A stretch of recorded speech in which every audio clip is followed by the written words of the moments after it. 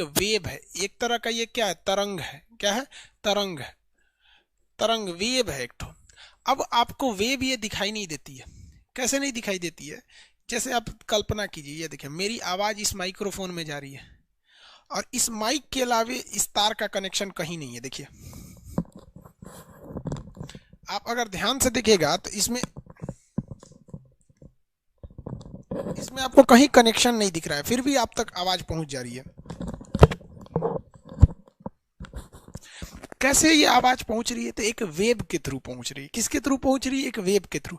ये वेव कौन छोड़ रहा है? देखिए ये एंटीना है, ये एंटीना, ये वेव छोड़ रहा है। ये क्या कर रहा है? वेव छोड़ रहा है। लेकिन ये वेव हमको नुकसान नहीं कर सकती है, क्योंकि ये हमें रेडियो वेव छोड़ रहे हैं, माइक्रोवेव छोड़ रहा है। यहां तक में रेडियो या माइक्रोवेव छोड़ता है। लेकिन ससुरा कुछ ऐसी चीजें होती हैं जो खतरनाक होती है। जैसे अगर कोई पदार्थ है जिसको अगर आप रख देते हैं, मान के चलिए एक पदार्थ है, और ये खतरनाक चीजों को छोड़ने लगे। क्या चलने लगे? खतरनाक चीजों को, अल्फा, बीटा, गामा। तो ऐसे ऐसे खतरनाक को छोड़ने लगे तो दिक्कत हो जाएगा। क्योंकि हम आपको फिजिक्स में पढ़ाएं कि भैया सबसे खतरनाक ये गामा होता है।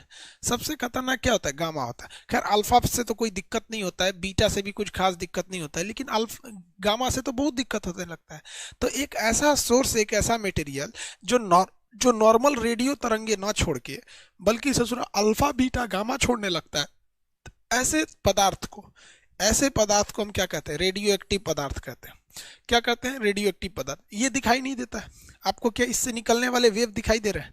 नहीं दिखाई दे सकते। वैसे रेडियो एक्टिव पदार्थ एक पदार्थ होता है, जैसे लोहा एक पदार्थ है, तांबा एक पदार्थ है, वैसे यूरेनियम एक पदार्थ है। उसमें से ससुरा अल्फा, बीटा, गामा निकलता है, आपको दिखेगा ही नहीं।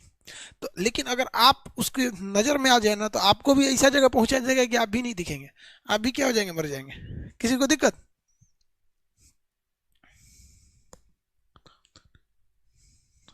ये क्या करें मेरा? किसी को दिक्कत है तो बोलिए भैया। चलिए देखिए, अल्फा, बीटा, गामा वैसे पदार्थ क्या होते हैं जिनके अंदर से खुद ही अल्फा, बीटा और गामा निकलने की क्षमता होने लगती है। इसे क्या कहते हैं हम लोग? Radio active. अब इस रेडियो एक्टिविटी की खोज किसने किया था? तो इसकी खोज किया था, ध्यान से देखिए, इसकी खोज किए थे Henry Becquerel. Henry Becquerel Becquerel Becquerel ने किया था। इसीलिए इन तीनों किरणों को, अल्फा, बीटा और गामा को, हम बैकुरल किरण कहा जाता है, क्योंकि पहली बार इनको बैकुरल ने ही इसे रेडियोएक्टिविटी में खोजा था। लेकिन ये इसकी मात्रक नहीं दे पाए थे। किस चीज में इसे नापा जाएगा? मात्रक होता है इसका क्यूरी। मात्रक क्या होता है? क्यूरी। मात्रक क्या होता है? क्यूरी होता है। अगर कहेगा कि आर्टिफिशियल, कृत्रिम रेडियोएक्टिविटी की खोज किसने किया? कृत्रिम रेडियोएक्टिविटी की खोज किसने किया था? Irene Curie. किसने किया? आयरीन क्यूरी या Pierre Curie? Irene Curie. Irene Curie, ध्यान दीजिएगा यहां पर। कृत्रिम रेडियोएक्टिविटी की खोज आयरीन क्यूरी ने किया, साथ ही साथ इन्होंने मात्रक भी दे दिया था। और इसे नेचुरल रेडियोएक्टिविटी की खोज हेनरी बैकुरल ने दिया था। अगर आपसे कहेगा कि क्यूरी के अलावा और भी कोई मात्रक होता है क्या, तो मात्रक होता है इसका बैकुरल भी होता है, इसका मात्रक बैकुरल भी होता है और रदरफोर्ड भी होता है। लेकिन बैकुरल और रदरफोर्ड को मान्यता नहीं है, इसलिए हम लोग क्यूरी को ही नापते हैं।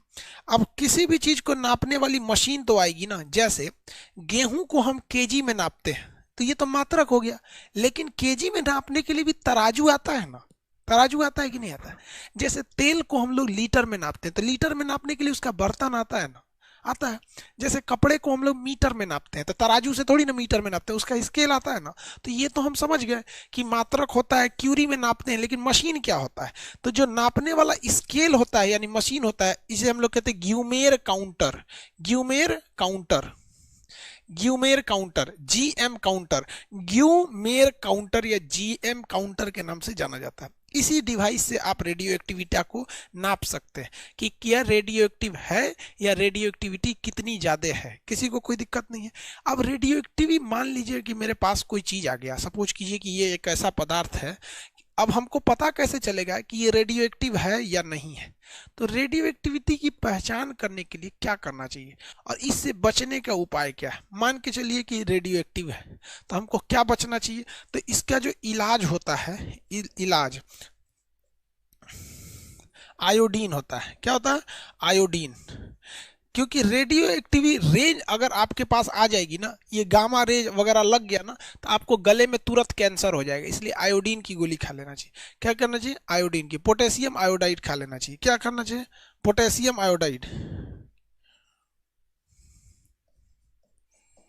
Potassium iodide, iodide. समझ में गया? इसीलिए जहां जहां पर परमाणु रिएक्टर लगाए गए हैं वहां पर इनके लीकेज की समस्या ज्यादा होती है। इसलिए वहां हर एक मेडिकल स्टोर पर आपको पोटेशियम आयोडाइड मिलेगा।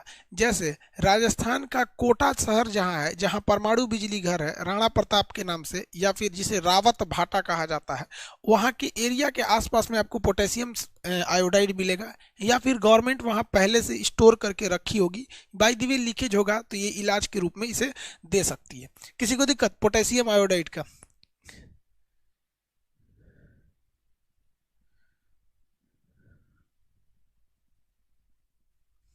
चलिए यहाँ देखिए, अभी हम कर रहे हैं उसका स्टैटिक का, आपको लिंक दे देंगे अभी, मतलब अभी क्या देंगे, कल सैटरडे को देंगे लिंक उसका।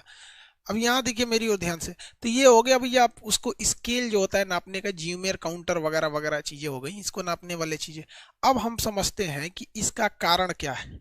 रेडियो क्यों कोई चीज रेडियो एक्टिव हो जाता है? क्या लोहा रेडियो एक्टिव है? नहीं, लेकिन यूरेनियम ससुरा रेडियो एक्टिव हो जाता है।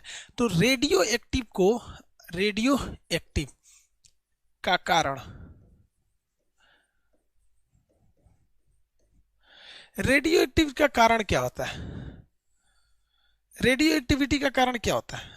अब देखो भैया ध्यान से, कारण में इनमें क्या होता है? सबसे पहला कारण क्या होता है भैया? आपकी कारण होते हैं भारी नाभिक। अगर आपके नाभिक का भार ज्यादा हो जाएगा, भारी नाभिक, भारी नाभिक जो होते हैं वो अस्थाई होते हैं। क्या होते हैं? अस्थाई, अस्थाई हो जाते हैं, अस्थाई नाभिक हो जाते हैं। जब भी आपका नाभिक यानी न्यूक्लियस भारी होगा ना, तो वो क्या हो जाता है? अस्थाई। अब आप बताइए बाबू कि नाभिक के अंदर क्या क्या होते हैं? प्रोटॉन और न्यूट्रॉन, इन्हीं से मिलकर बनता है नाभिक होता है। अब आप बताइए, नाभिक भारी दो वजहों से हो सकता है। अगर उसमें प्रोटॉन बढ़ गया तो भी भारी होगा, और न्यूट्रॉन बढ़ गया तो भी भारी होगा। लेकिन बात यहाँ करते हैं कि किसके वजह से ज्यादा भारी होगा? न्यूट्रॉन ज्यादा भारी होता है या प्रोटॉन ज्यादा भारी होता है? ये बताइए, न्यूट्रॉन ज्यादा भारी होता है या प्रोटॉन ज्यादा भारी होता है? आप बताइए।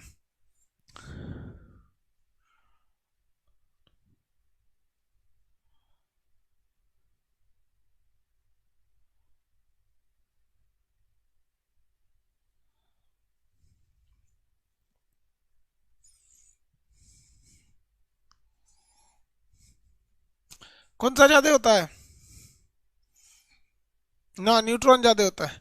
तो न्यूट्रॉन की अधिकता, न्यूट्रॉन की अधिकता, अगर न्यूट्रॉन अधिक हो जाएगा तो नाभिक क्या हो जाएगा? भारी। और भारी नाभिक क्या हो जाता है? अस्थाई। और जैसे अस्थाई हो जाते हैं तो जितने भी अस्थाई नाभिक है ये ऑटोमेटिक छोड़ने लगते हैं क्या चीज? Alpha, beta, gamma. और इसी को कहते हैं radio active. Radio active, radio active के नाम से जाना जाता है। ठीक है, इसे क्या कहा जाता है? रेडियो एक्टिव के नाम से जाना जाता है। आगे बढ़ जाते हैं, रेडियो एक्टिव के नाम से जाना जाता है। आगे देखते हैं हम लोग यहाँ पर। अब आपसे हम कहते हैं कि न्यूट्रॉन की अधिकता तो कितना अधिक होना चाहिए कि वो चीज रेडियो एक्टिव होनी चाहिए? तो किसी चीज को रेडियो एक्टिव, आर ए का मतलब समझ रहे हैं ना, रेडियो एक्टिव। यहाँ आर का भी मतलब क्या है? रेडियो है। तो रेडियो एक्टिव, इतना बड़ा रेडियो तो लिखेंगे नहीं।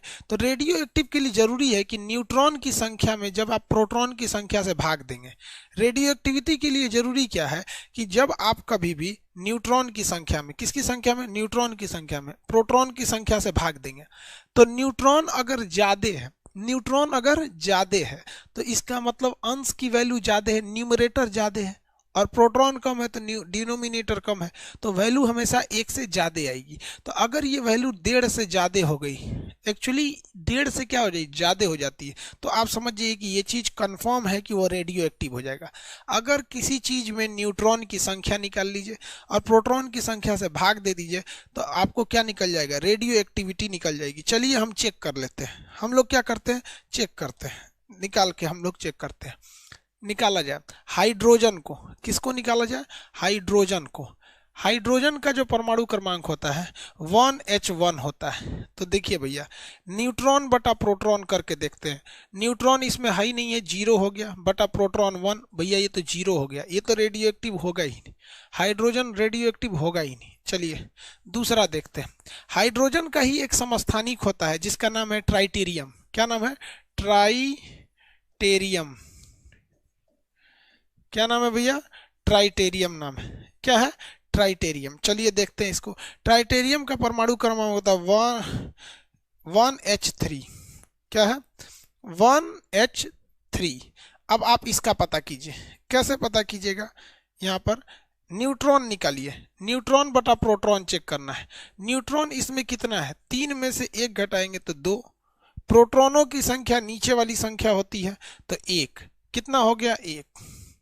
तो आप कह सकते हैं कि हाइड्रोजन जो पानी पीते हैं वो ठीक है, इसका जो बिचला भाई है, तीसरा भाई, बड़का भाई, वो ससुरा रेडियो एक्टिव है। क्या है, रेडियो एक्टिव। तो पीरियोडिक टेबल की शुरुआत होती है हाइड्रोजन से और यहीं पे मिल जाता है रेडियो एक्टिव। दुनिया का यह सबसे हल्का रेडियो एक्टिव होता है ट्राइटेरियम। दुनिया का यह सबसे हल्का रेडियो एक्टिव होता है ट्राइटेरियम। यानी रेडियो एक्टिव की पहचान हम आपको बता दिए कि न्यूट्रॉन होगा तो यहाँ होगा। आगे बढ़ जाए।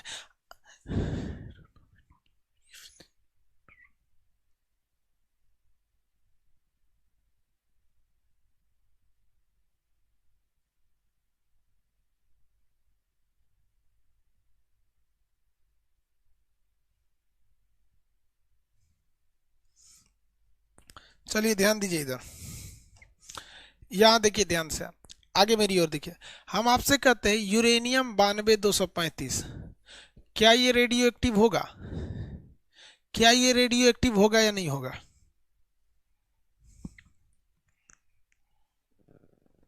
आप बताइए रेडियो एक्टिव होगा या नहीं होगा।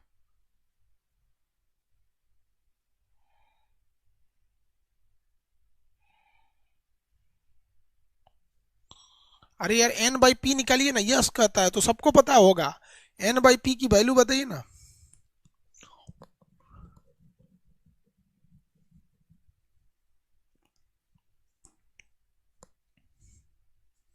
अरे बेवकूफ का नहीं होगा यार, N/P निकालो, N/P।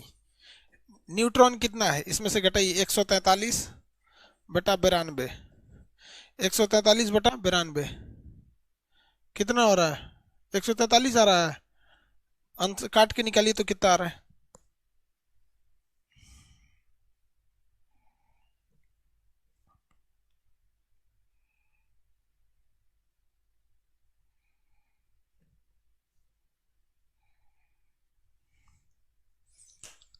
कितना आ रहा है, 1.55, 1.55। यानी ये 50 है। अरे 5 मतलब 5, 5 है, हो गया, रेडियो एक्टिव है। क्या चीज़ है भैया, रेडियो एक्टिव है। क्या है, रेडियो एक्टिव है, रेडियो एक्टिव है। चलिए एक दूसरा समझा देते हैं आपको, एक तरीका ही समझा देते हैं।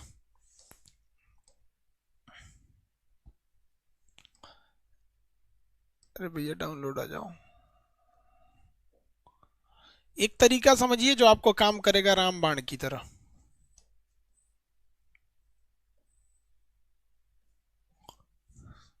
आपको एक तरीका समझा देते हैं, आप रामबाण की तरह याद रखिएगा। देखिए ये जितना नीचे वाले ससुरे हैं सब, नहीं ये रेडियो एक्टिव है सब। ये नीचवा वाला जो देख रहे हैं ना, ये सब रेडियो एक्टिव है सब। इसमें से एक तत्व होता है जिसका नाम होता है पीबी। क्या नाम होता है भैया, पीबी। पीबी मतलब क्या होता है, सीसा। पीबी किसे कहते हैं भैया, सीसा को कहते हैं। ये है पीबी, ये होता है पीबी, इसे कहते हैं लेड। इसका परमाणु क्रमांक होता है 82। पीबी का क्या होता है, 82-206, 82-206, 82-206। अब अगर आप पीबी के बाद जाते हैं ना, पीबी के आगे जाते हैं तो इधर से रेडियो एक्टिव मिलना चालू हो जाते हैं सब। जब कभी भी आप पीबी यानी लेड को क्रॉस करते हैं तो यहां से आपको रेडियो एक्टिव मिलना चालू हो जाते हैं सब, क्योंकि पीबी खुद ही 82 है। कितना है? 82 है। और इसमें प्रोटॉनों की संख्या ज्यादा है। इसमें प्रोटॉनों की संख्या कितनी है भैया? ज्यादा है। जिस वजह से इसके बाद लेड यानी पीबी सीसा लेड के बाद रेडियो एक्टिव होने चालू हो जाते हैं सब। रेडियो एक्टिव होने क्या हो जाते हैं? चालू हो जाते हैं। ये सब रेडियो एक्टिव होने लगते हैं सब।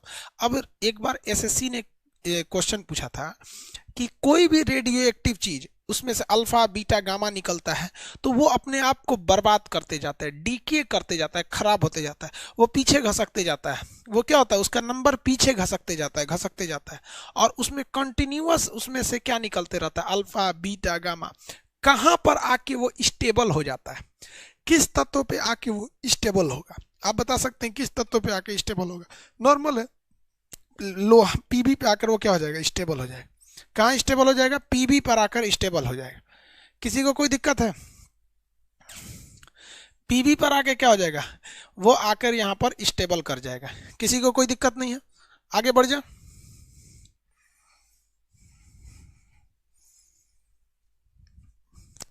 पीबी पर आकर स्टेबल हो जाएगा।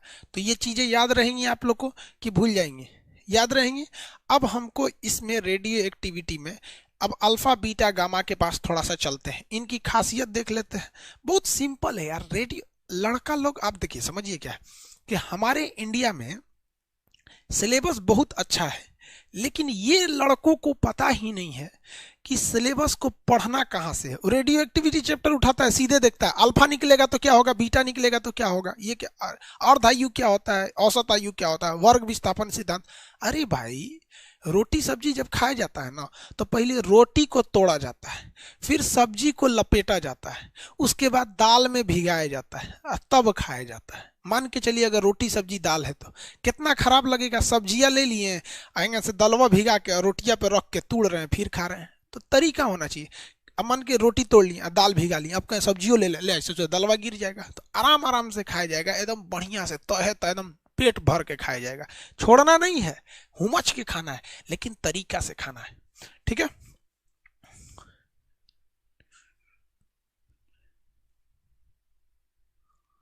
हाँ हाँ भाई, रेडियो एक्टिव आप इसको पीछे करते करते लेके आ जाएंगे, हम आपको बना देंगे। देखिए अभी अभी बीटा बना सकते हैं हम लोग, यहां तक लेके आ जाएंगे। अभी आप थोड़ा सा धैर्य रखिए।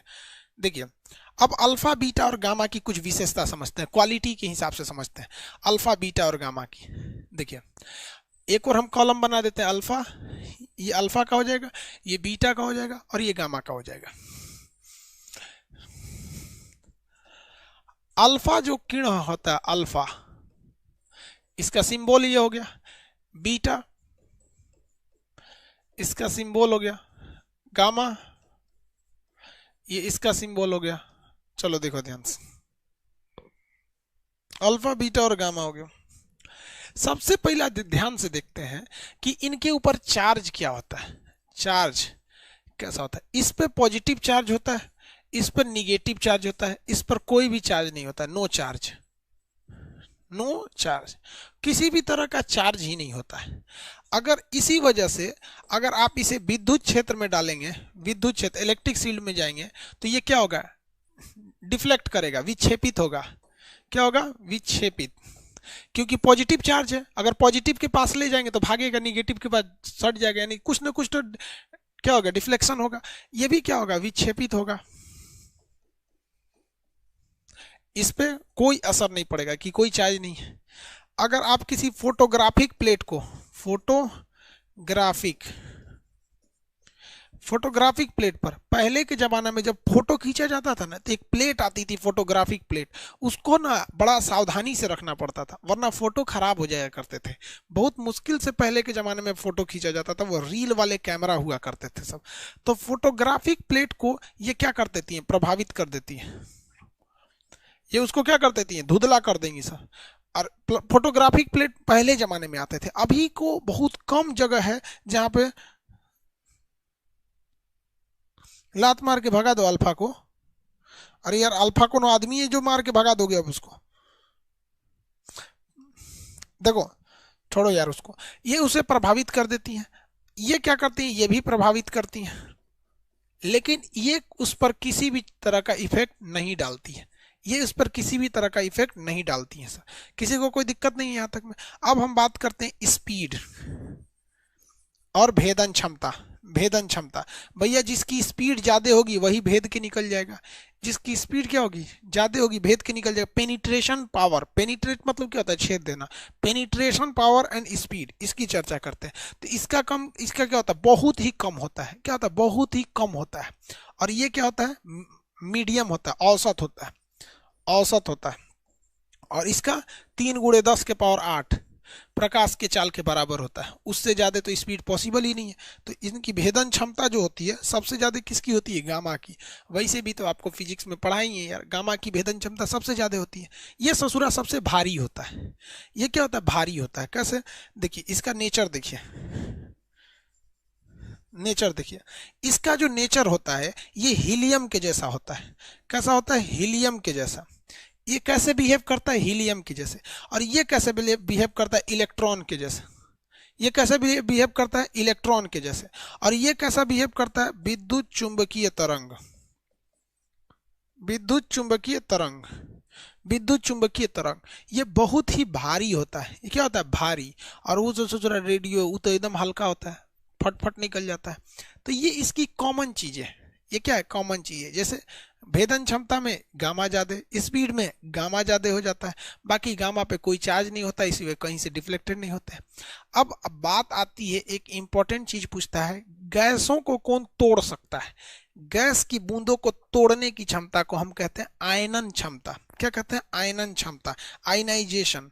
कहेगा कि सबसे ज्यादा आयनन किस में होता है, तो सबसे ज्यादा आयनन होता है किसमें, हाई, इसमें होता है अल्फा।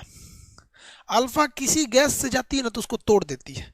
इसमें क्या होता है, आयनन क्षमता मीडियम होता है, मीडियम। और इसके पास आयनन क्षमता लो होती है, इसके पास आयनन क्षमता लो होती है। अब आपको याद रखना नहीं है, बीच वाला नहीं याद रखना है, बीच वाले को नहीं याद रखना है। ये याद रखना है कि अल्फा किसके जैसा दिखता है, तो हीलियम के जैसा। अल्फा किसके जैसा बिहेव करेगा, तो हीलियम के जैसे अल्फा बिहेव करता है। अल्फा कैसा बिहेव करता है, हीलियम के जैसे बिहेव करता है। और बीटा किसके जैसे, इलेक्ट्रॉन के जैसे बिहेव करता है। और अगर इसकी बात करेंगे गामा की, तो गामा विद्युत चुंबकीय तरंगों की तरह बिहेव करता है, विद्युत चुंबकीय तरंगों की तरह बिहेव करेगा। चलिए दूसरा देखते हैं लो। इस पर कैसा चार्ज होता है भैया, पॉजिटिव चार्ज होता है। बीटा पर निगेटिव चार्ज होता है। गामा पर नो चार्ज, कोई भी चार्ज नहीं होता है गामा पर। विद्युत चुंबकीय क्षेत्र में ये विक्षेपित होते हैं, वो भी होते हैं, वो नहीं होते हैं। फोटोग्राफिक प्लेट को ये सबसे ज्यादा इफेक्ट करता है, वो कोई इफेक्ट नहीं करता है। स्पीड और भेदन क्षमता कम, उसकी एकदम ज्यादा। नेचर में ये हीलियम, वो ये इलेक्ट्रॉन, वो विद्युत चुंबकीय तरंग। ये याद रखिएगा, आयनन पूछता है। आयनन, फोटोग्राफिक प्लेट, स्पीड और क्षमता, ये 3 चीजों को याद रखे। तो सब याद ना रख लीजिएगा, कई गो ये 1 2 3 4 5 6, 6 को में से 3 को याद रखेंगे, 3 को नहीं याद रखेंगे, ये थोड़ी होता है। विद्युत चुंबकीय तरंगों में आप लोगों को अंतर समझ में आ जाएगा।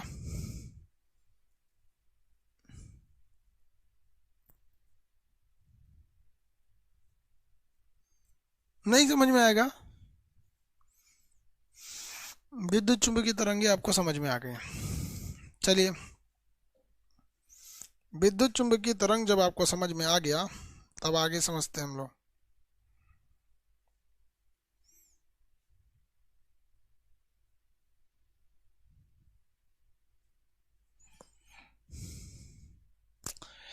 वर्ग विस्थापन का सिद्धांत, group displacement theory, group displacement theory, group displacement या वर्ग विस्थापन सिद्धांत, वर्ग विस्थापन सिद्धांत।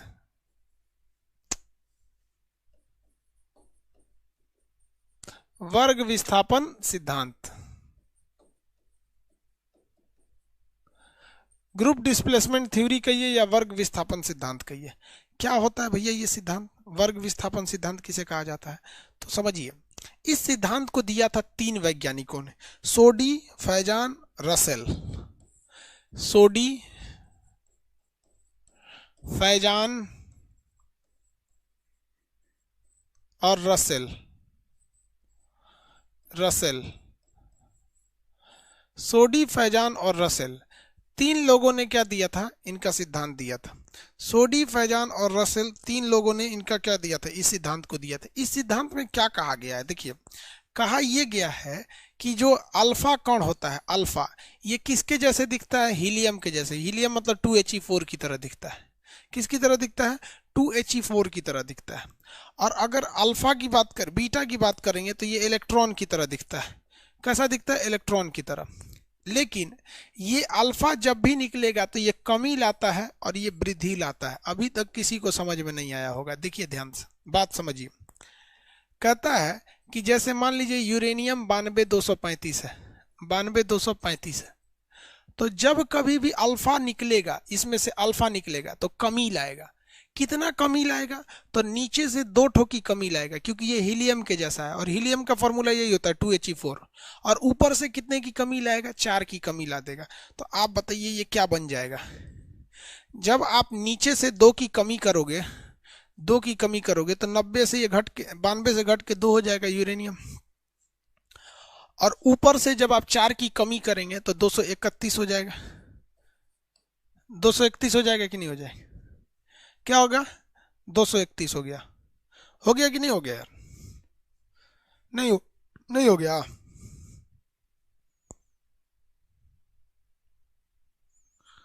डर क्यों लग रहा है जी तुमको, एक कर सर हमको डर लग रहा है।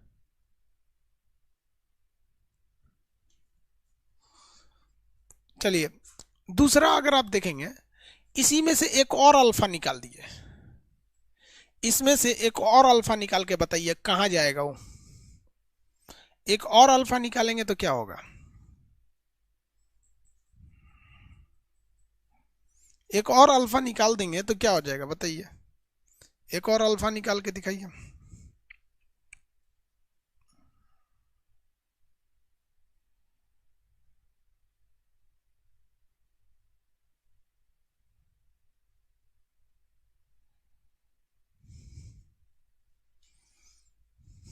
चलिए नीचे से फिर से 2 ठो अब यहां से कमी कीजिएगा तो 88 हो जाएगा यूरेनियम। और ऊपर से 4 की कमी करिएगा तो 231 में से अब 4 कम होगा तो 227 हो जाएगा, 227 हो जाएगा। लेकिन बात यहाँ ये आती है कि सोचो नियमों का नाम वर्ग विस्थापन क्यों रख दिया गया, ग्रुप डिस्प्लेसमेंट नाम क्यों रखा गया, वर्ग विस्थापन। तो देखिए जो यूरेनियम पहले पीरियोडिक टेबल में 92 नंबर पे बैठता था, एक बार अल्फा निकला तो उसका सीट घसक के 90 चला गया, एक बार और निकला तो उसका सीट घसक के कितना चला गया, 88 चला गया। कितना चला गया, 88 चला गया।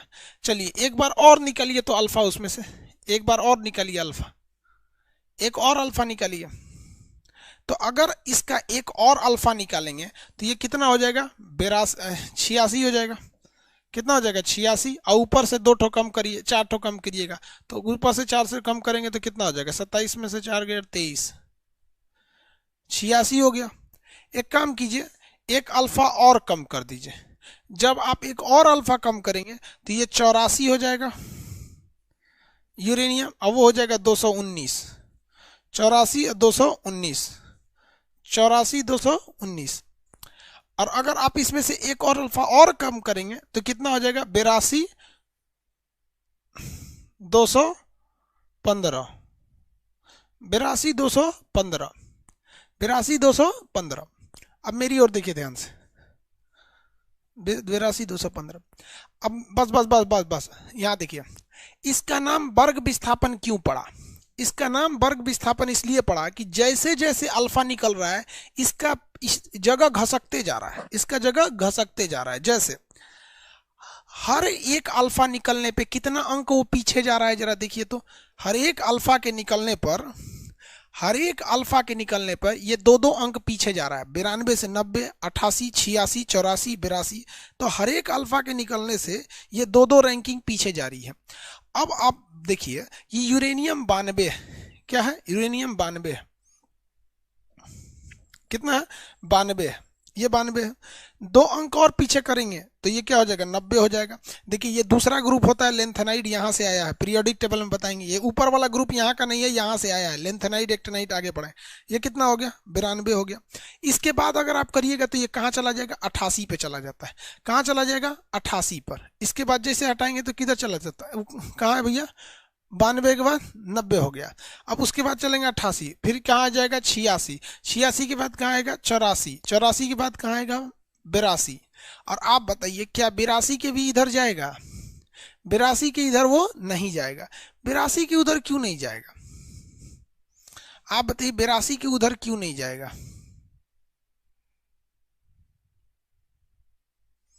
82 के इधर क्यों नहीं जाएगा,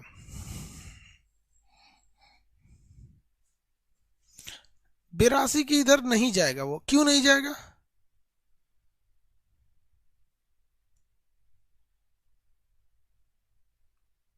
हाँ वेरी गुड, रिएक्शन रुक जाएगा अनिल प्रसाद जी, रिएक्शन रुक जाएगा, वेरी गुड। रिएक्शन इसलिए रुक जाएगा कि जैसे ये सीसा पे आएगा और सीसा पे पहुंचने के बाद, पीबी पर पहुंचने के बाद एन बाई जो 5 होता है, एन बाई पी होता है, वो सीसा पर जाने के बाद रुक जाता है। क्योंकि सीसा के बाद एन बाई पी जो होता है वो क्या हो जाता है, ग्रेटर देन नहीं हो पाता है, वो हो जाता है 1.5, तो उससे ग्रेटर देन नहीं हो पाता, इसलिए सीसा पर जाने पे ये रिएक्शन रुक जाता है। तो जैसे जैसे आप अल्फा निकलेंगे आपका वर्ग विस्थापित हो जाएगा, आप कहाँ आ जाएंगे, पीछे आ जाएंगे। आप क्या आ जाएंगे, पीछे आ जाएंगे। एक बात बताइए, अगर दुनिया की कोई ताकत है जो हमें पीछे ढकेल सकती है, तो इसी दुनिया में कुछ ऐसी भी ताकत है जो हमें आगे ढकेल सकती है। क्या कर सकती है, आगे ढकेल सकती है। गीता में श्री कृष्ण ने क्या कहा है कि जिस समय कोई समस्या जन्म लेती है, ठीक उसी क्षण उस समस्या का समाधान भी जन्म ले लेता है। अंतर बस इस बात का है कि आप कितनी जल्दी उस समाधान को ढूंढ लेते हो। जैसे 1 साल पहले कोरोना ने जन्म लिया और आज ठीक 1 साल बाद हमने कोरोना की समाधान ढूंढ लिया, लेकिन इसे ढूंढने में कितना समय लग गया, 1 साल का समय लग गया। वैज्ञानिकों को चरण स्पर्श, भैया उन्होंने खोजा, दुनिया को दुख से निकाले, ये वैज्ञानिक हमारे, तो ये चरण स्पर्श उन लोग को। तो ये चीज है कि अगर कोई चीज पीरियोडिक टेबल में उसको बर्बाद कर करके उसको पीछे ढकेल ढकेल के ला रही है, तो कोई ना कोई चीज होगी जो उसे आगे ढकेल के लाएगी। क्या करेगी, आगे ढकेल के लाएगी। तो देखिए ध्यान से, आगे ढकेलने का काम करता है बीटा। आगे ढकेलने का काम कौन कर देता है, बीटा करता है।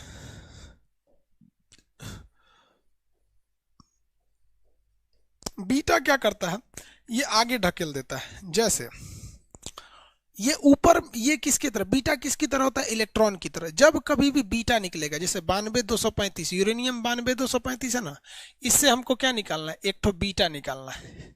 क्या करना है, एक बीटा निकाल देना है। तो देखिए नीचे वाली संख्या में ये क्या करेगा, वृद्धि करेगा। हमेशा बीटा वृद्धि करता है, याद कैसे रखेंगे, ब से बीटा, ब से वृद्धि, ब से बीटा, ब से वृद्धि। अल्फा को छोड़ दे, अल्फा कमी करता है। अब ये क्या करेगा, एक की कमी करेगा, नीचे एक जोड़ देगा, तो नीचे हो जाएगा 93 235, 93 235। ऊपर में ये कोई चेंजिंग नहीं करता है, ये ऊपर में चेंजिंग नहीं करता है, ऊपर में ये चेंजिंग नहीं करता है। तो ये 93 235, अगर आप गहराई से देखिएगा तो इसे पूरा फिर वर्ग विस्थापित कर दिया। अब की बार इसने यूरेनियम का वर्ग विस्थापित जो किया है वो आगे की ओर कर दिया है। मतलब हमारे यूरेनियम भाई साहब 92 में थे, अल्फा ससुरा इनको इधर ले जा रहा था, बीटा इनको इधर ढकेल रहा है, अल्फा इधर ढकेल रहा है। लेकिन अंतर क्या, अल्फा ससुरा एक के बार 2 घर पीछे भेज दे रहा है, अब बीटवा 1 घर भेज रहा है। 2 घर खींच रहा है, 1 घर खींच रहा है, 2 घर खींच रहा है, 1 घर खींच रहा है। अंतर समझ में आ रहा है, क्या है अंतर, समझ में आ रहा है। चलो भैया हम आपसे सवाल पूछते हैं, इस यूरेनियम में ऐसे कौन कौन से कण, कितना अल्फा और कितना बीटा निकाले कि ये घसकने के बावजूद अपने जगह पे आ जाए। इसमें से कितना अल्फा और कितना बीटा निकाल दे कि ये घसकने के बावजूद अपने जगह पे आ जाए। कितने लोग बता सकते हैं कितना अल्फा और कितना बीटा निकाल दे कि ये घसकने के बावजूद अपने स्थान पे आ जाए।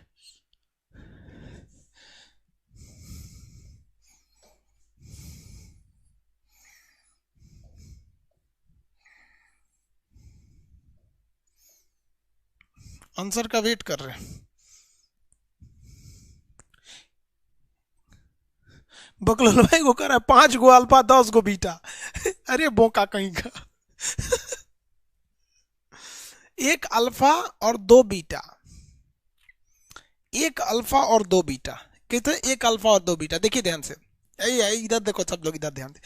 जब भी हम इसमें से एक अल्फा निकालेंगे, क्या निकालेंगे? एक अल्फा, तो ये दो अंक पीछे ढकेलेगा, दो अंक पीछे ढकेलेगा। तो ये पहला अंक, ये दूसरा अंक, कितना अंक पीछे ढकेलेगा? 2 अंक पीछे ढकेलेगा। कहां से ढकेलेगा बबुआ 2 अंक पीछे? तो यहां से। ये जो है यूरेनियम, ये क्या है? यूरेनियम। अगर यहां से हम एक अल्फा निकाले तो 2 अंक पीछे, 1 2, 2 अंक पीछे ले गया। लेकिन अगर यहां से भी हम सुधार कर ले, इसमें से एक बीटा निकालेंगे तो ये 1 अंक आगे ले गया, फिर एगो बीटा निकालेंगे तो ये 1 अंक आगे लेके चला जाएगा। यानी एक अल्फा निकाले, दो बीटा निकाले, तो वो उसी स्थान पर लौट जाएगा, वो उसी स्थान पर लौट जाएगा। और जब कभी स्थान समान हो जाए तो उसे कहते हैं समस्थानिक। उसे क्या कहते हैं? समस्थानिक। क्या कहेंगे? समस्थानिक। लेकिन आपने एक चीज गौर नहीं किया, एक चीज गौर कीजिए। क्या गौर कीजिए? मैं एक शायर कहता हूं, जरा गौर से सुनिए, इसके आगे मुझे याद नहीं, किसी और से सुनिए। 92,235 है। ये क्या है? 92,235 है। आप तो बड़ी चतुराई से इसमें से निकाल दिए हैं एगो अल्फा। आप क्या निकालें? एगो अल्फा। सोचे हैं एगो अल्फा जैसे निकालेंगे तो ये हो जाएगा 90। क्या हो जाएगा? 90। और ऊपरा हो जाएगा 231, 231, 231। और इसके बाद फिर हम क्या करते हैं? 2 गो बीटा निकाल देते हैं।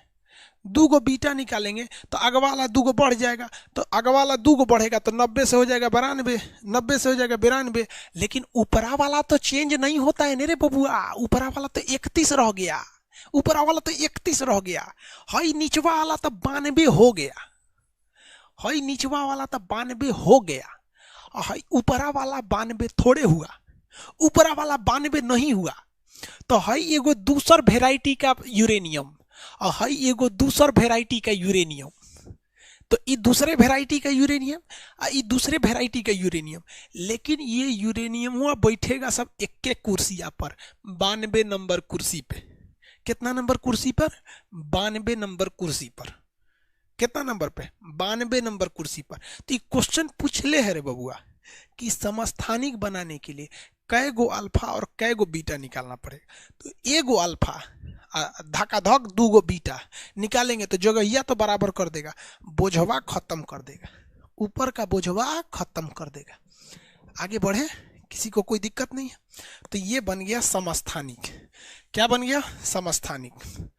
यहां से यहां समस्थानिक, सम स्थानिक यानी आइसोटोप्स। आइसोटोप्स कैसे बना? एक अल्फा 2 बीटा से, एक अल्फा और 2 बीटा के सहयोग से। संभारिक बना के दिखा सकते हैं, संभारिक बना के दिखा सकते हैं। कितना अल्फा और कितना बीटा निकाल दे कि संभारिक हो जाए? कितना अल्फा और कितना बीटा निकाल दे कि संभारिक हो जाए?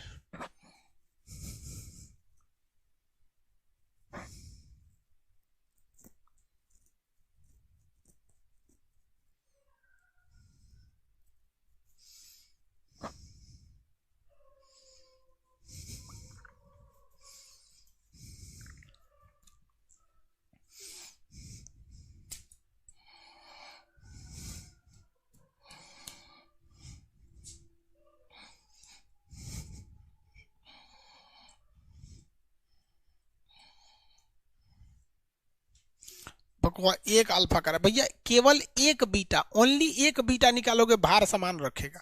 भार क्या रखेगा? वो तो समान रखेगा। देखो ना, भार तो वैसे भी समान रखने वाला है। जैसे ये आपका एक क्वेश्चन था, दूसरा क्वेश्चन देख लो भैया। 92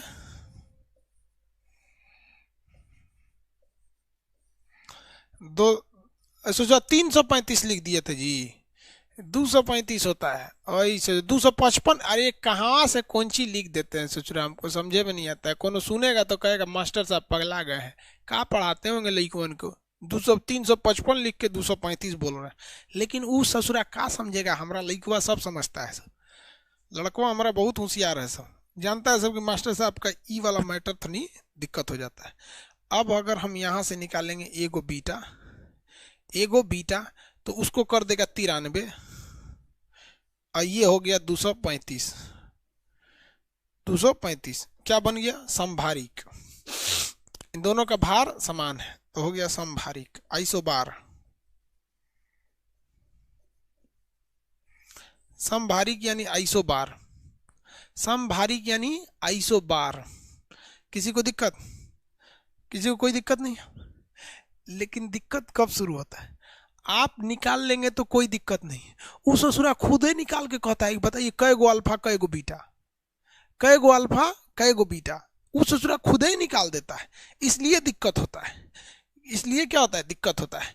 चलिए हम आपको एक क्वेश्चन दे देते हैं। क्वेश्चन दे, बना लेंगे आप लोग, क्वेश्चन बना लेंगे कि नहीं।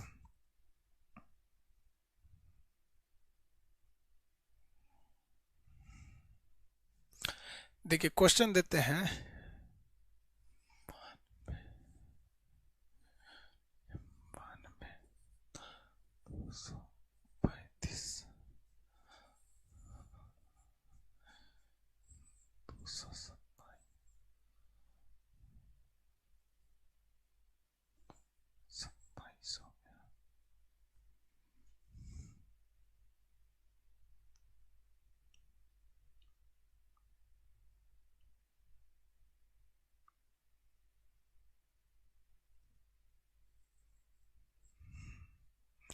निकालिए बबुआ। कै गो इसमें से अल्फा निकला है ये बता दीजिए, और कै गो इसमें से बीटा निकला है ई बता दीजिए। कै गो अल्फा निकला है ये बता दीजिए, और कै गो बीटा निकला है ये बता दीजिए।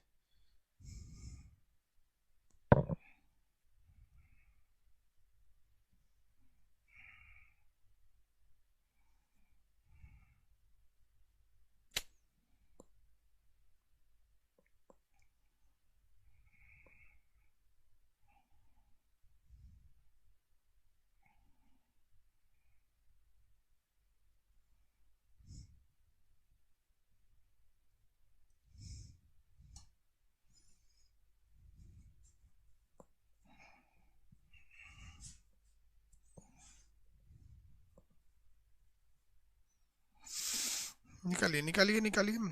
अब इसके बाद बस इसमें बच जाएगा अर्ध आयु और औसत आयु। अर्ध आयु इतना है, औसत आयु इतना है। अर्ध आयु में 3 साल 3 टाइप का क्वेश्चन पूछता है, औसत आयु में केवल 1 साल का क्वेश्चन पूछता है। अर्ध औसत आयु टी ए बराबर 1.44 टी हाफ।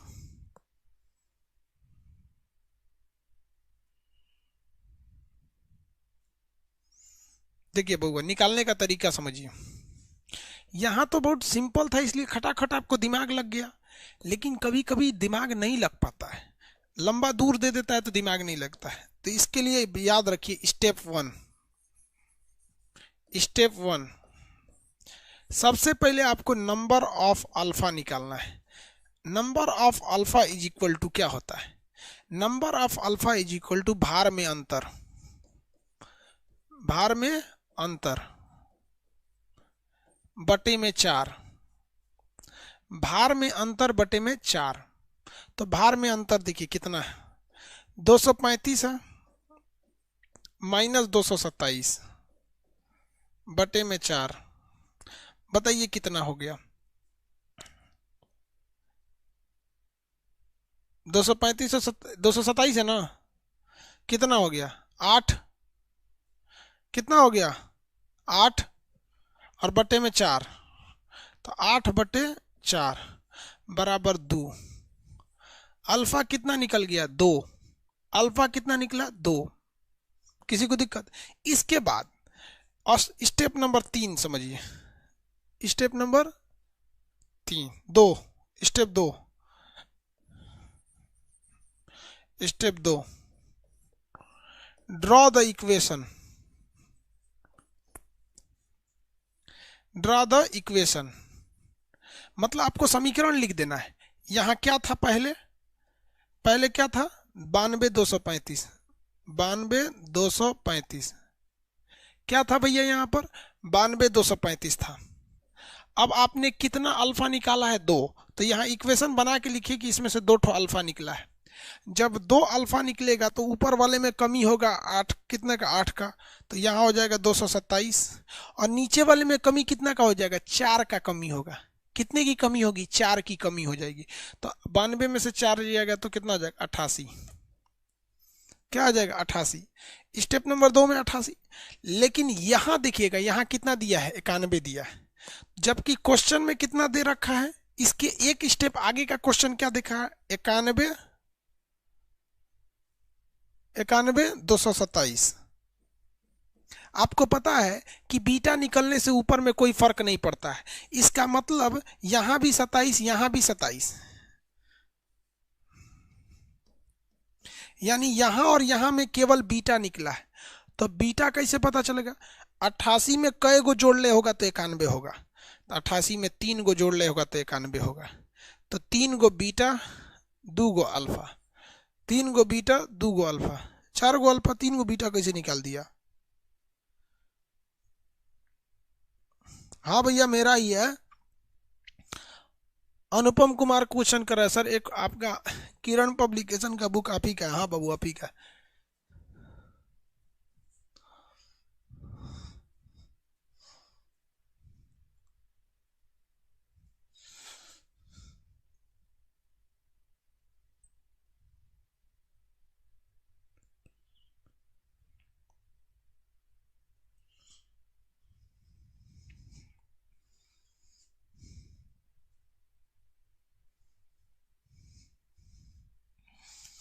इसमें किसी को दिक्कत तो बताया जाए भैया।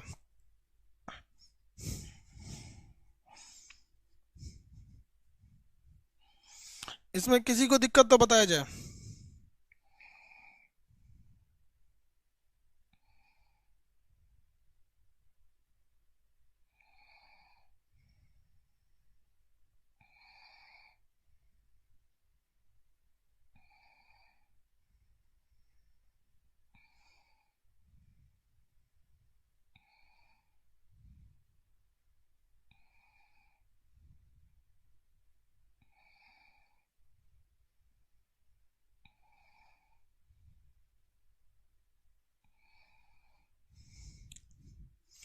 हो गया,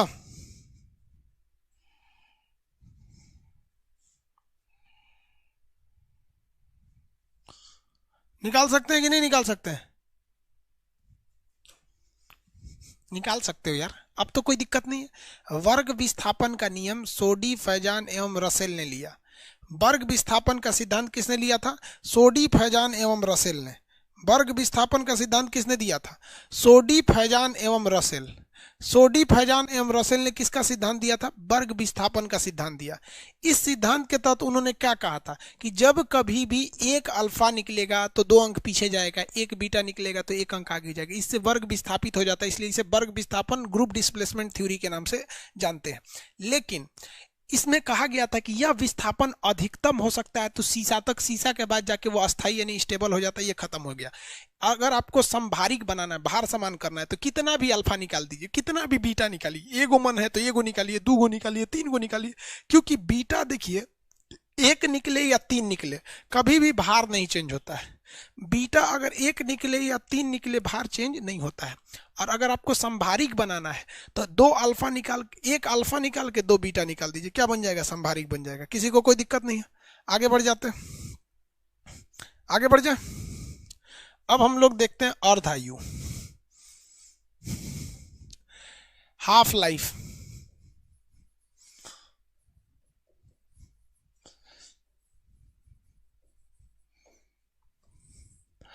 अर्ध आयु काल, अर्ध आयु काल। अर्ध आयु काल क्या होता है भैया,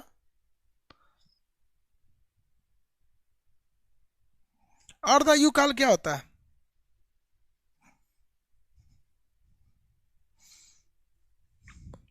अर्ध आयुकाल, अर्ध आयुकाल को हम कैपिटल टी हाफ से दिखाते हैं, कैपिटल टी हाफ से दिखाते हैं। एक चीज याद रखिएगा, ये कभी चेंज नहीं होता है।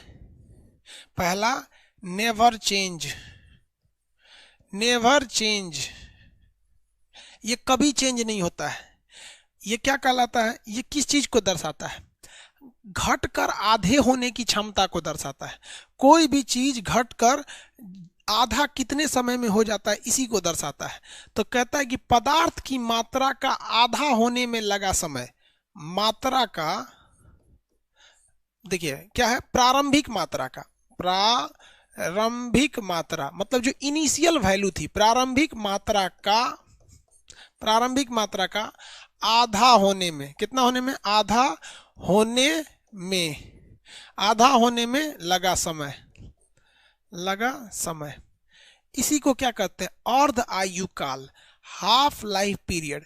कोई भी रेडियो एक्टिव पदार्थ जब उसमें से अल्फा निकलता है, बीटा निकलता है, तो उसकी जिंदगी कम होती है, उसकी जिंदगी कम होती जाती है। तो जितने साल में उसकी मात्रा आधी हो जाती है, घट कर क्या हो जाती है, आधी हो जाती है, उसी समय को हम कहते हैं अर्धायुकाल। ये समय कभी नहीं घटता है, ये समय कभी नहीं घटता है। जैसे हम आपको एक क्वेश्चन देते हैं, समझिए कैसे।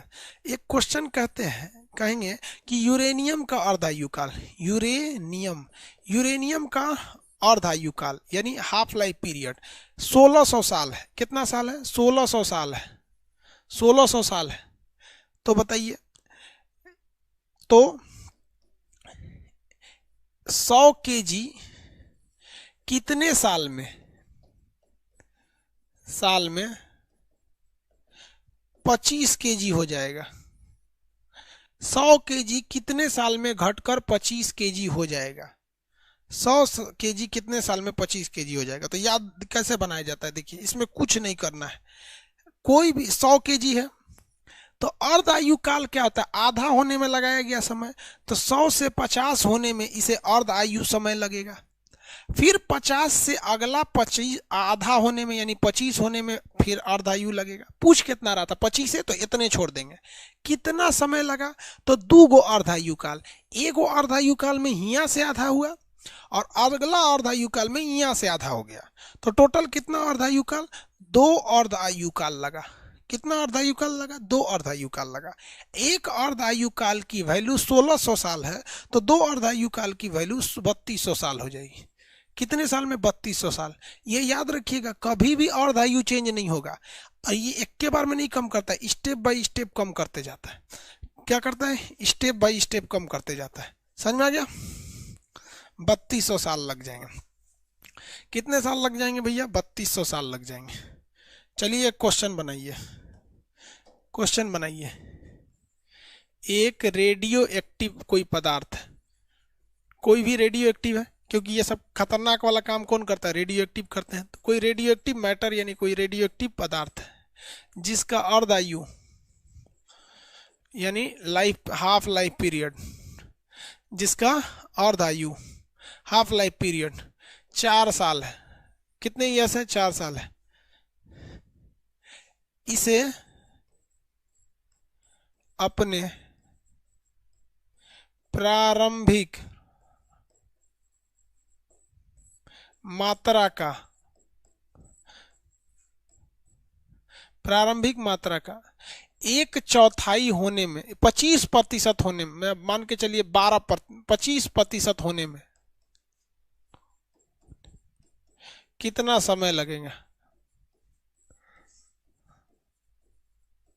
कितना समय लगेगा।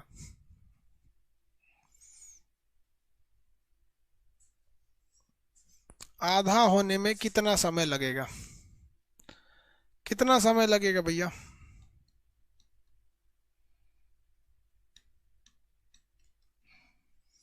इसे अपनी प्रारंभिक मात्रा का आधा होने में कितना समय लगेगा।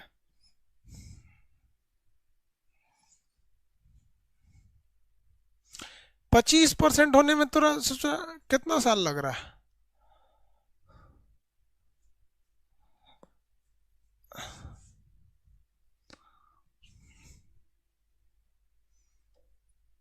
देखिए कितना है भैया शुरुआती मात्रा, शुरुआती मात्रा मान के चलिए 100% होगा। 100% से घट के सीधे 25 थोड़ी आएगा, पहले आएगा 50 पे आएगा। आधा कितना साल में होगा? हाफ लाइफ पीरियड में। फिर यहाँ से आधा होगा अगले हाफ लाइफ टाइम पीरियड में। कितना में यहाँ पे? तो यानी आधा ये यहाँ पे टोटल टाइमिंग कितना लगेगा?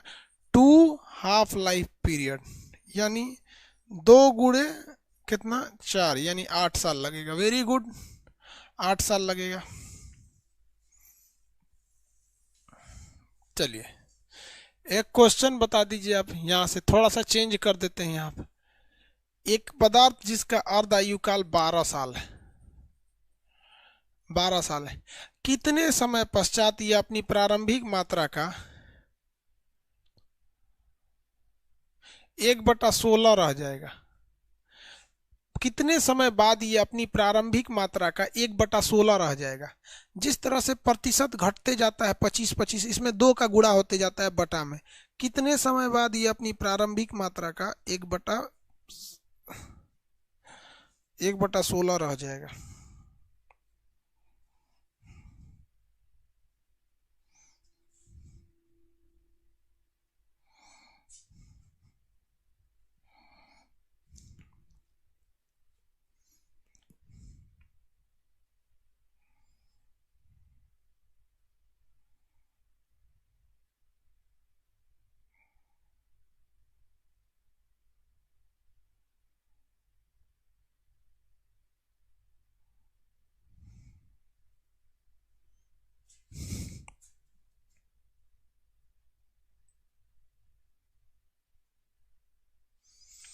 अयोध्या में बुक नहीं मिल रहा है भाई, भगवान श्री राम के उन्हीं उन्हीं के गांव बुक नहीं मिल रहा है। अब भाई बुक सेलर को हम बोलेंगे भैया अयोध्या में भी पहुंचाए, रामे जी घुसिया जाएंगे तो दिक्कत हो जाएगा।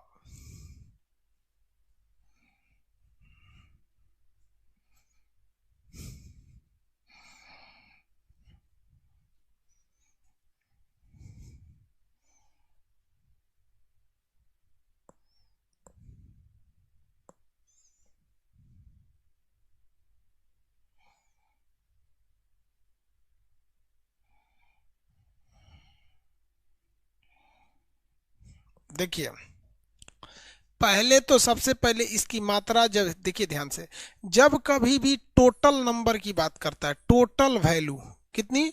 Total value. तो टोटल वैल्यू 2 तरह से होती है। एक होती है प्रतिशत में, कितना में? प्रतिशत में। तो जब भी प्रतिशत में टोटल वैल्यू की बात करते हैं तो होता है 100%। लेकिन जब कभी भी बटा वाला संख्या होता है, बटा को क्या कहते हैं? बटा, बट्टा, या इसी को कहते हैं भाग, या इसी को कहते हैं भिन्न। इसको क्या कहते हैं? भिन्न।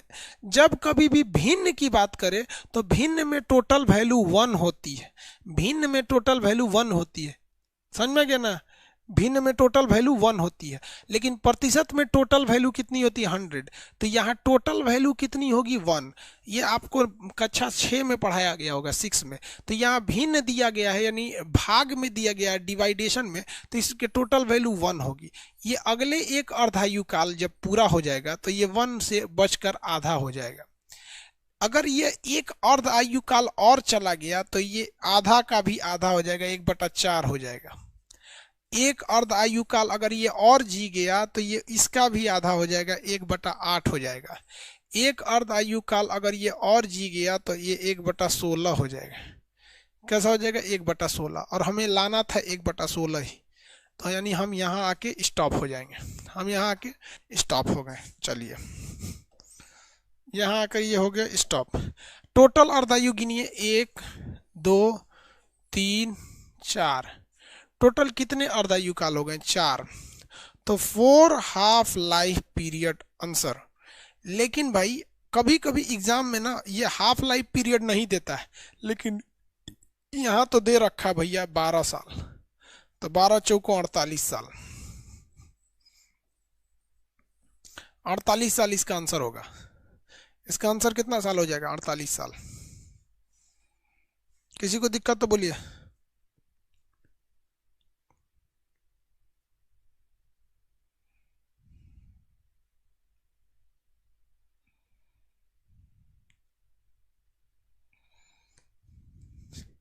देखो भैया, जितने लोग का एग्जाम पहले है मत डरो यार। मिनिस्ट्रियल का एग्जाम देखोगे तो हंसी आएगा, इतना इजी इजी क्वेश्चन था।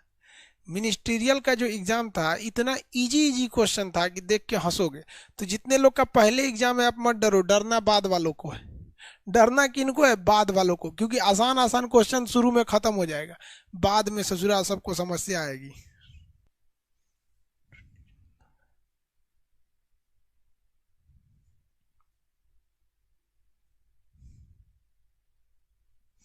देखो एगो कह रहा है कि सर 125% कैसे होगा। अरे भैया, कोई भी चीज की आयु घटती है कि बढ़ जाएगी? रेडियो एक्टिव विखंडन से उसकी आयु घटती है। सर कह रहा है कि अगर बोल देगा 125 तो ये कैसे होगा? घटती ना है भैया आयु। क्या हो जाती है? घट जाती है आयु। अर्ध आयु काल क्या हो जाती है? घट जाती है। तो आप अर्ध आयु काल निकाल सकते हैं कि नहीं निकाल सकते हैं? ये बताइए ईमानदारी से। क्या अर्ध आयु अभी जैसे हम कह देंगे, सुनिए ध्यान से, एक क्वेश्चन दे रहे हैं। 80 ग्राम, कितना ग्राम? 80 ग्राम यूरेनियम, 80 ग्राम यूरेनियम का अर्ध आयु, अर्ध आयु हाफ लाइफ पीरियड, अर्ध आयु यानी टी हाफ, अगर ये है आपका 1600 साल, 1600 साल है, तो अगर ये 1600 साल है तो 40 ग्राम यूरेनियम का अर्ध आयु काल क्या होगा?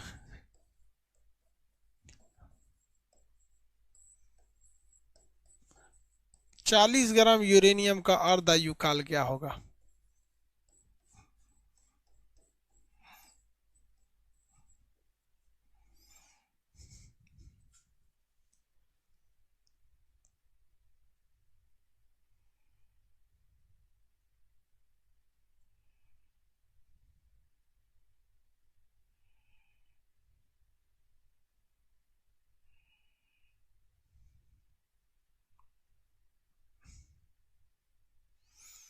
कितना होगा भैया?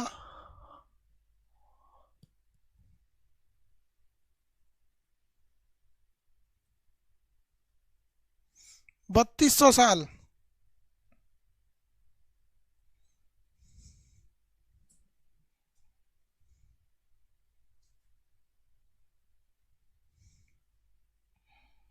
3200 साल, चलो भैया 3200 साल मान के।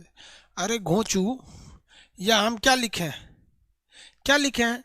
हाफ लाइफ पीरियड यानी टी हाफ नेवर चेंज, वो कभी नहीं बदलता है। अरे गधा, अर्ध आयु काल कभी नहीं बदलता है। ये जो 1600 साल है यहाँ, ये कभी चेंज नहीं होगा।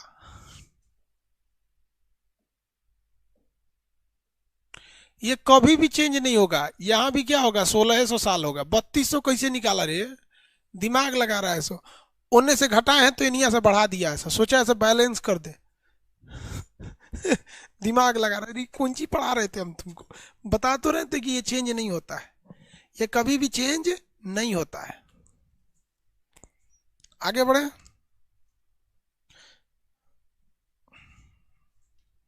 ये चेंज नहीं करते हैं सब।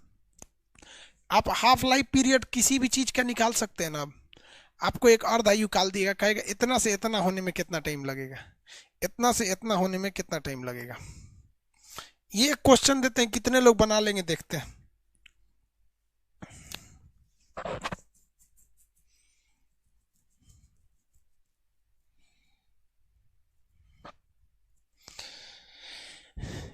एक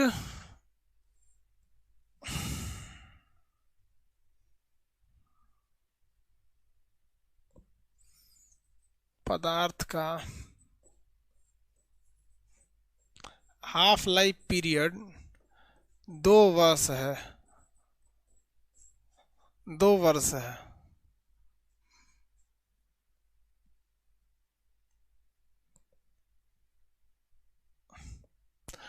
तो 6 वर्ष बाद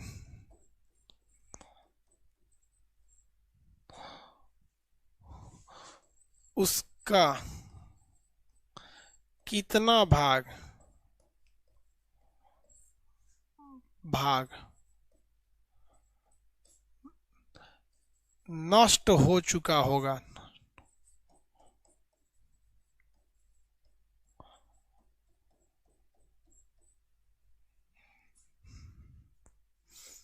नष्ट हो चुका होगा या खर्च हो चुका होगा, जो बताइए। इसको बना दीजिए, हम समझेंगे, आप समझ गए।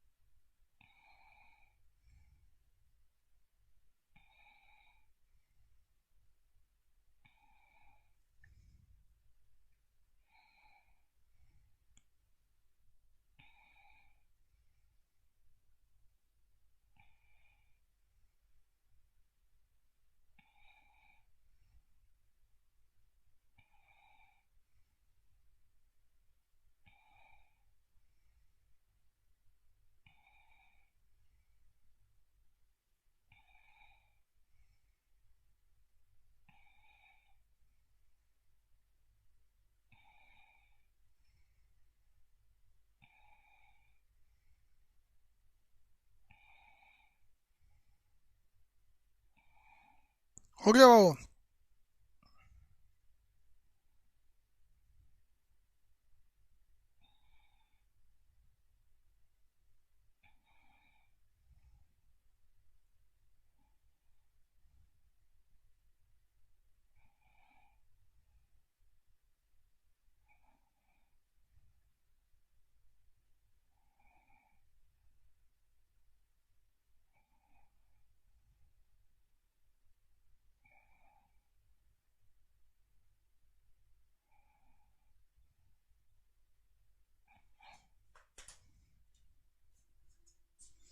रहने दे, चलिए भैया रहने देते हैं।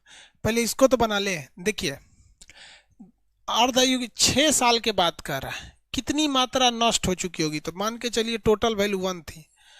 तो भैया अर्धायु काल कितना है, 2 साल है। तो इसको 6 साल होने में कितनी अर्धायु काल लगेगी, 2 बार। पहला 2 साल बाद ये आधा होगा, अगला 2 साल बाद ये 1/4 होगा, उसके अगला 2 साल बाद ये 1/6 होगा। 6 साल हो गए सब कि नहीं हो गए, 6 साल बाद हो गया यहाँ पे। तो ये जो मात्रा है, ये मात्रा है शेष मात्रा, ये बचा हुआ है। ये क्या हुआ है, बचा हुआ है। लेकिन कह रहा है कि नष्ट कितना हो गया। तो भैया था हेतना, बचल हेतना है। हम आपसे कहते हैं 10 रुपया था, 6 रुपया बचा है, कितना रुपया खर्चा हुआ। तो पहिलका में से इसको घटा दीजिए, आंसर आ जाएगा 4। तो नष्ट मात्रा यानी खर्च हुई मात्रा पूछेगा, खर्च मात्रा। तो 1 में से 1/6 घटाइएगा, 1 में से 1/6, 6 साल बाद पूछ रहा है ना, ऐसे चुरा 1/8 होगा ना, 1/8 होगा। हम लिख दिए हुआ 1/6, वो गलत लिख दिए थे हम, 1/8। तो 8 एकम में 8, 8 में से एक गया, 8 में से 1 गया, 7/8। 7/8 मात्रा उसकी नष्ट हो गई है, बच गई है। ये एग्जामुआ में लड़कवा हुए मार के चलाता है 1/8। अब बहुत लड़का को देख रहे थे कि 1/8 1/8, अरे भैया ये तो बची हुई मात्रा है। और पूछ हो रहा है कि जो नष्ट हो गया, जो इस स्टेप के दौरान जो बर्बाद होते आया है, कितना बर्बाद हुआ? 1/8। आप इसको एक और तरह से बना सकते हो, आप इसको परसेंटेज में बनाएंगे तो ज्यादा अच्छा लगता है। मान के चलिए कि शुरुआत में 100% था, अगले 2 साल बाद, 2 साल और आयु काल है तो हर 2-2 साल के स्टेप पे लेके चलेंगे, 50% बचेगा। अगला 2 साल बाद ये 50 का कितना बचेगा? 25% बच जाएगा। अगला 2 साल बाद ये 12.5% बच जाएगा, 12.5% बच जाएगा। ये मात्रा जो है ये शेष मात्रा है। कौन सी मात्रा है भैया? शेष मात्रा है। लेकिन नष्ट हुई मात्रा अगर पूछेंगे कितनी मात्रा नष्ट हो गई है, तो नष्ट हुई मात्रा मतलब पहले कितना था? 100% था, बच गया कितना? 12.5%। निकाल दीजिए कितना आएगा? 87.5, 87.5 आएगा ना। इतना परसेंट नष्ट हो चुका है, लगभग लगभग खत्म था।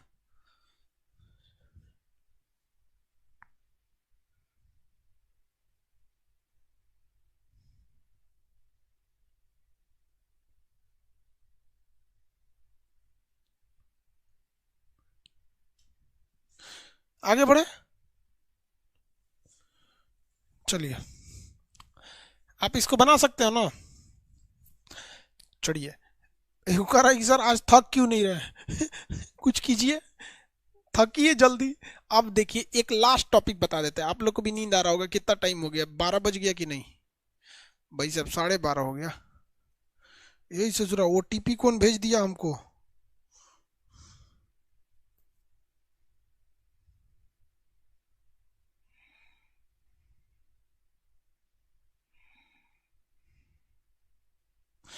सोच रहा हमारा ईमेलवा हैक करेगा सबका।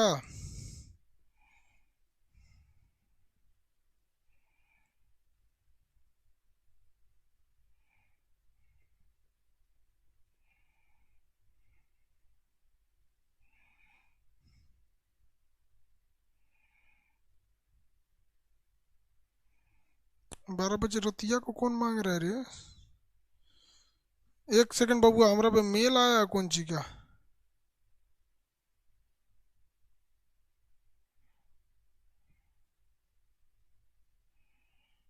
सोच रहा है को ना करेगा सब रे।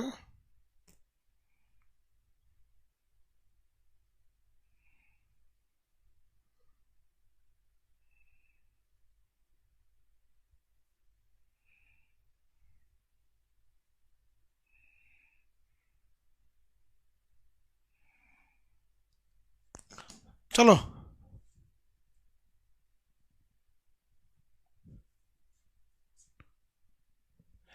एक होता है आपका औसत आयु,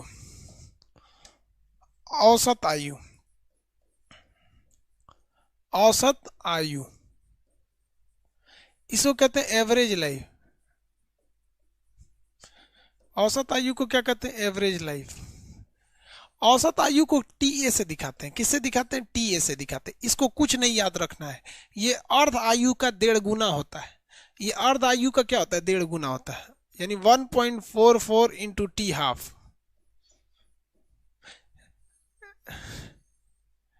1.44 into T half, 1.44 into T half. कितने लोग बता सकते हैं कि 1.44 ज्योग्राफी में भी एक जगह आया था, वो क्या था? 1.44 एक बार ज्योग्राफी में भी आया था, वो क्या था? कुछ बता सकते हैं लोग?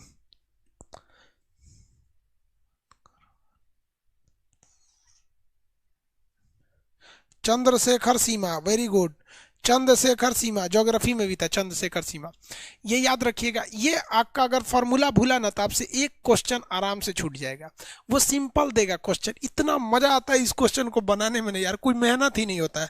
कहेगा कि किसी, क्वेश्चन कहेगा किसी रेडियो एक्टिव, किसी रेडियो एक्टिव पदार्थ का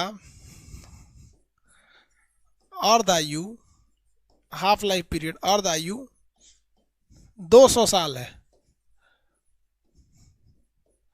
तो उसका औसत आयु क्या होगा?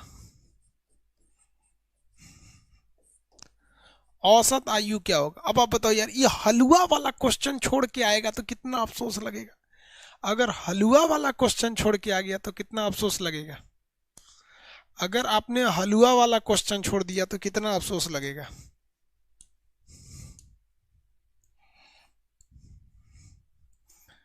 कितना आएगा? देखो भैया, टी ए बराबर होता है 1.44 इंटू टी हाफ। 1.44 यहाँ हो गया, टी हाफ के लिए कितना है? 200 साल है। 200 साल, देखिए ये 2 जीरो ना, इसका पॉइंट हटा देगा, 288 हो जाएगा। 288 साल, कितना हो जाएगा? 288 साल। Radio activity complete.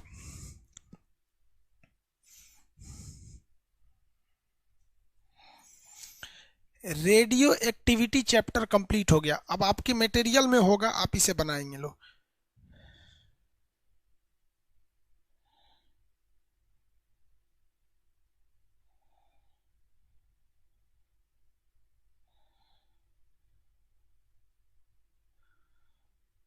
अब न्यूक्लियर रिएक्टर वगैरह बताना बच गया। न्यूक्लियर रिएक्टर बच गया, परमाणु बम, हाइड्रोजन बम, न्यूक्लियर बम, ये सब बच गया। ठीक है,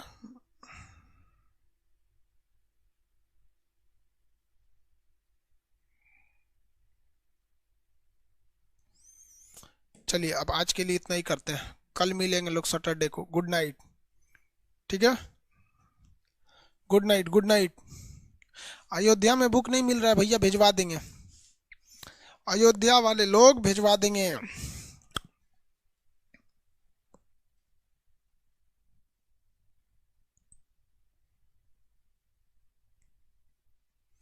विश्वकर्मा जी, आप मेरे सपने में भी पढ़ाते हैं, बढ़िया है भाई।